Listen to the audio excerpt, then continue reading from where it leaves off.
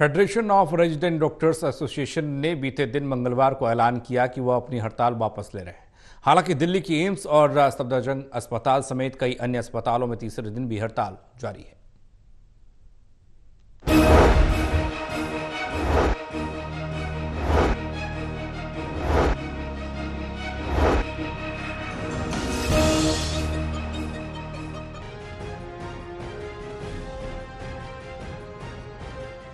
Federation of resident doctors association ने बीते दिन मंगलवार को ऐलान किया कि वो अपनी हड़ताल वापस ले रहा है।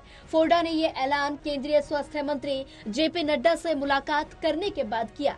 हालांकि federation of resident doctors association के हड़ताल वापस लेने के बाद भी दिल्ली के एम्स और सफदरजंग अस्पताल समेत कई अन्य अस्पतालों में तीसरे दिन भी हड़ताल जारी है। आरडीए डॉक्टरों ने तीसरे दिन भी हड़ताल को कंटिन्यू किया।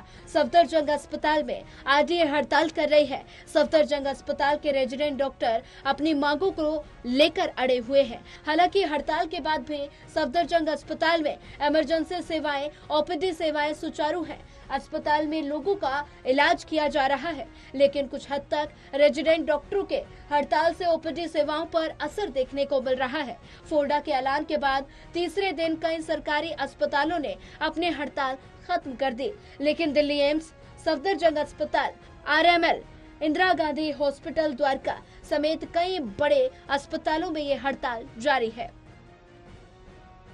देखिए, हम फोडा को सपोर्ट नहीं करते इस केस में, ठीक है। हमारा यहाँ पे अलग आरडीए है, हर हॉस्पिटल का अपना दिल्ली में अलग आरडीए है। वो डिसीजन लेता है, वो डिसीजन हटाता है। कॉलिंग ऑन स्ट्राइक का और कॉलिंग ऑफ स्ट्राइक का डिसीजन सिर्फ फोडा का नहीं होता है। सफदरजंग हॉस्पिटल का आरडीए अभी भी कंटिन्यू करेगा स्ट्राइक, और बाकी आरडीएस भी अभी भी अपनी जीपीएम बिठा के डिस्कस करके हमसे एक मीटिंग रख के आगे फॉलो अप करेंगे डिसीजन। हमारी किसी भी डिपार्टमेंट रिटर्न एश्योरेंस नहीं मिली अभी तक। सीबीआई इंक्वायरी स्टार्ट होगी, जिसके लिए मैं खुद थैंकफुल हूँ। हम खुद यहाँ पे संतुष्ट हैं कि सीबीआई इंक्वायरी स्टार्ट हुई है। कोर्ट ने एक बहुत अच्छा डिसीजन लिया है कि आगे चल के उस लेडी डॉक्टर के लिए जिसके साथ हुआ है ये चीज़, उस लेडी के लिए, उसके लिए जस्टिस के लिए आगे चल के सीबीआई इंक्वायरी हो जा रही है, उसके लिए हम संतुष्ट हैं। देखिए, एक्चुअली कल हुआ था क्या कि फोडा ने एक प्रेस रिलीज कर दिया कि हम अपने स्ट्राइक कॉल ऑफ कर रहे हैं। और आपको बता दें कि फोडा के अंदर 8-10 आरडीएस थे, जो आरडीए का एक संगठन था फोडा। लेकिन फोडा के इस निर्णय के बाद सारे आरडीए बैकस्टेप कर चुकी है और सारी जगह पे सारे अस्पताल में स्ट्राइक कंटिन्यू है। और आपको क्लियर आउट कर दूं, सफदरजंग इज नॉट नाउ और not a part of the फोडा।